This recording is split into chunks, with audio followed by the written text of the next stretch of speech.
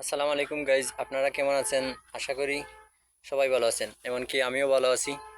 তো আজকের এই ভিডিওটা বানানোর কারণ হচ্ছে যে রোড অ্যাক্সিডেন্টে কিছু যুবক ভাইয়েরা পাওটাও অ্যাক্সিডেন্ট করিয়া বাঙ্গিয়া গরো বই থাকে। তো ভাই, আমি তোমাদের উদ্দেশ্যে এই ভিডিওটা বানাইলাম।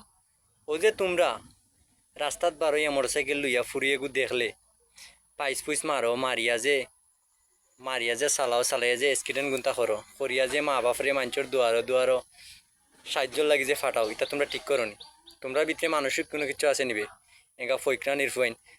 তোমরা বাইক চালাইতাই ঠিক আছে, বাইক সবার দরকারে প্রয়োজনে মানুষে বাইক লয় এবং কি বাইক চালায়। বাইক চালাইতে ইগুর ভদ্রতা আছে নানি, ইগুর তো ভদ্রতা আছে। ইগুর ভদ্রতা বজায় রাখতে চালাইলে সমস্যাটা কিতা হয়।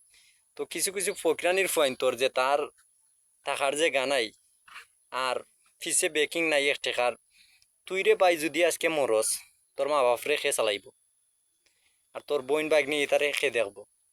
তো তোমরার উদ্দেশ্যে ভিডিওটা বানাইলাম যে কিছু কিছু বাইনতে আবার হইতে পারেন যে বাইক তো জমিদারও আছে, বাট বাইক আছে ঠিক আছে, আপনার দরকার অনুযায়ী বাইক ইউজ করতা। বাট ও যে কিছু কিছু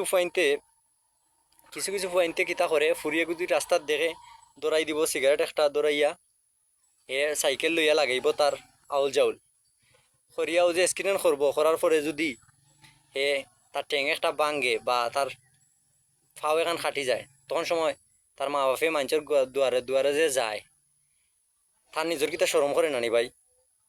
ইজাত বাইক চালানি চাইতে রে ভাই বিষ খাইয়া মরা বালা, কেনে কইলাম।